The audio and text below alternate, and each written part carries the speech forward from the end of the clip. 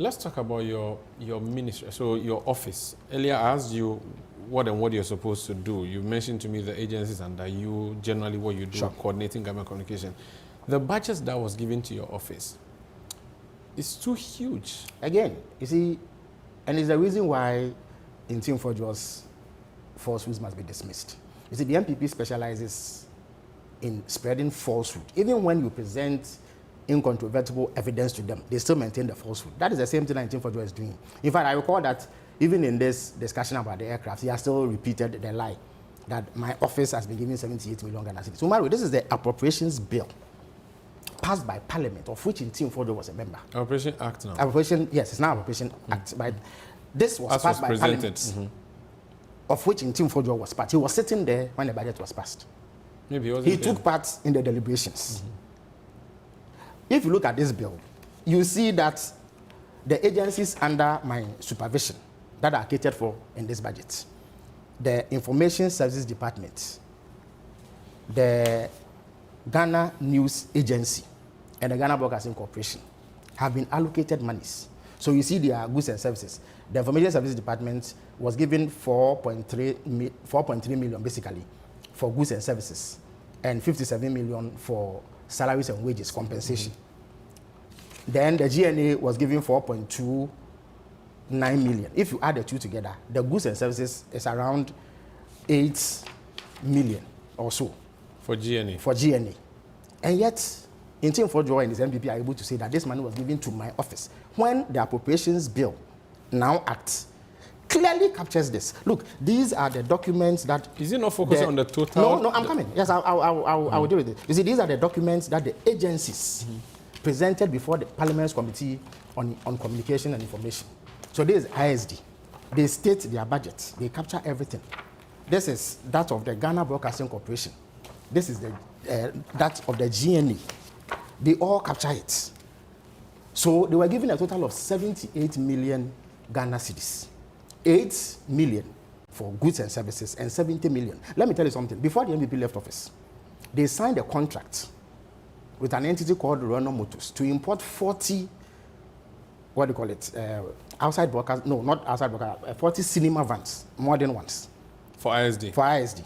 You know that ISD does the village video public centers broadcast and all that, yes.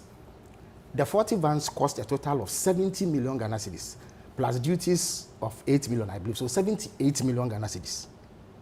And yet, the three agencies under my supervision have been given 70 million in capex and 8 million in goods and services. So you know that even if we clear the vans and pay it in full, all the money vanishes. So which money has been allocated to my office for use, Umaru? Yet, there were MPP members on the Communication Information Committee who examined these figures and approved it, generated the report, which fed into the Appropriations Act, which we all passed in Parliament before we went on recess. And yet, the MPP are able to say that my office, as in this office we are sitting, has been given 78 million. When the facts show clearly, let me give you another example. Why, when the MPP speaks, you need to tarry and not be given in by their pension for falsehood. If you look at the budget again, there was a line item called Research Department, where they were given 50 million Ghana cedis for goods and services. More than you were giving the Women Bank. Umaru, the MPP went to Parliament in 2020 and passed the Security Services and Intelligence Act. Section 12 of that act designates the National Intelligence Bureau as the internal security agency or internal intelligence gathering agency, and the Research Department as the external intelligence agency. This bill was taken to Parliament by the MPP, and it was passed when the MPP was in the majority. Yet, people who were sitting in Parliament and passed that bill and were ministers, when they saw Research Department, 50 million, were able to say that that money has been given to Flagstaff House to do research. When you yourself have gone to designate a state agency as the external intelligence agency, and therefore budgetary allocation has been made to them, you know it for a fact. You took the bill to Parliament. You gave it that additional designation. You passed the bill. It became law. You were the majority side that actually passed it, with the help of the minority, of course. You clearly know what the research department is. So the 50 million is not for your research, it's for national security. It is for the External Intelligence Agency of Ghana. They are called the research department, or RD for short. The NPP knows this. They were the ones who took the... It's not a Jubilee House. It is not a Jubilee House. Look, they were the ones who took the bill to Parliament. Right? There is no research department at the Jubilee House. Unlike the past when they had Victor Newman and that professor, NPP professor from Legon, who formed a research unit here to do research for them. We don't have anything like that. But the research department in the budget refers to the LD, External Intelligence. The NPP knows this, and yet it was possible. If Tim Fodjo, who actually is a member of the Defense and Intelligence Committee and knows what the research department is able to go out and see that we've been given 50 million to do research at the Flagstaff House. So you see, that's why when I speak about the NPP line, some have said, oh, but even in this aircraft matter, why am I speaking? Why is the airport company not speaking? Umaru, the AirMed company have issued a statement clarifying that they were here for this purpose, for refueling, and that they carried out maintenance. The NPP says no, they won't accept it. In Tim Fodjo, after spreading the falsehood at his press conferences, has moved from radio station to radio station to repeat the falsehood. And they are saying that as the person responsible for government communication, I should sit down and allow this falsehood to fester up until the time that the investigations are conducted. In the face of such vicious lies, even when evidence exists to the contrary, how does anybody expect that I'll fold my hands and allow this to happen? So the 78 million you say is for the agencies under you? Yes, I've showed you the breakdown. But how much specifically is going to your office? Then nothing is, because see, I don't have a ministry. In the past, the NPP had an information ministry, which had a minister and a deputy, and 76 other directors and employees. So they needed to be budgeted for. In fact, in the last budget, they got 262 million Ghana cedis in the 2024 budget. I'm not saying that it was a bloated figure. I suspect that it was even not sufficient. That's why they could not even pay for the vans that they imported. But you had information before. Absolutely. But it was for a ministry. That ministry doesn't exist. So you don't need a budgetary allocation. You came to this office. This is my office. So who takes care of them? This is my office. The small office adjoining this one is where my administrative staff work. That is all. Do we need 70 million Ghana cedis as we see this office? Do we need 8 million? Maybe you take it home. For what? I'm paid a salary at the end of the month. Okay, so what do you use to, what's the operational budget? Now, what's the operational budget there's no operational budget because it is the agencies that need money. You understand the point I'm making? The small stationery and items I need are taken care of by the Office of the Chief of Staff, as it does for all the offices here. How are ministers of state, not ministers of ministries, how are ministers First of state budgeted?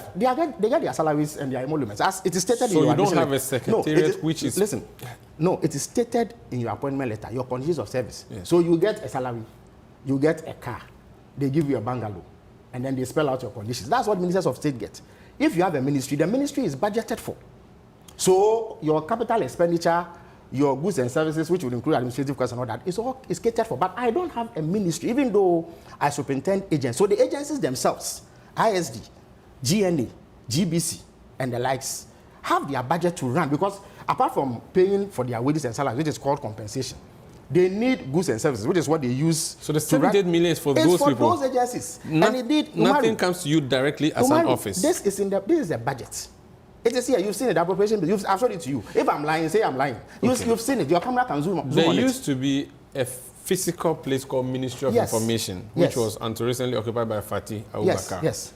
What about, it is no longer there. So it is in fact, that building belongs to the Information Service Department. The ministry was, as we say in our parlance, perching. You are perching. So that ministry doesn't exist anymore. So ISD continues to run there? ISD has 1,309 or so staff. Okay. GBC has 1,115 staff. Okay. GNA has 133 staff. Okay. You understand me? All these people will be paid through the Controller and Accountant General Department at the end of the month. So a budget is drawn up to cater for their compensation. In addition, the staff there, they work. They need goods and services to do their work. So a budget is set aside for them. And then there's capital expenditure. For instance, I want to buy those vans, or they have to build offices, or they have to refurbish their offices, or they have to replace a vehicle, or what have you. So that is capital expenditure. Okay. If you put that together, it is 78 million for these three agencies. GBC generates internal revenue. Yeah. And so they generate it and then they keep it and use it for their expenditure. Let me understand this. So again, layman, when Akufo-Addo was president, he had Eugene Ahin as director of communication. Yes. In fact, in the past, there was a director of communication here when NDC was in power. I'm trying to remember who was in charge at the time. Is that not a role you're playing? And if that's a role you're playing, there's government communication. Yes. There is a lot to take care of financially. So are you saying that there's no budget for that? So or where is that first budget of all, when you get a budget, what? Because your salary is different. Listen. But first of all, running the communication machinery of government. First of all, yes. First of all, what does government run?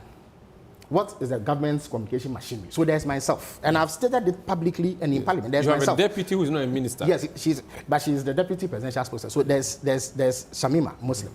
There's Mamiama Pratt, who is the vice president's press secretary. So it takes care of the communication of the vice president. So the three of us, plus 2 administrative staff and 2 other people, and you've seen them on the corridor as we came here, who help us to, in fact, some of the videos I do, they are creatives. So 7 people. When the MPP was here, they had a total of 28 people running the presidency's communication machinery alone. And then at the Ministry of Information, they had a minister, a deputy, and 76 people. If you put it together, that is 106 people. We are doing the same thing with 7 people. So naturally, you will save money.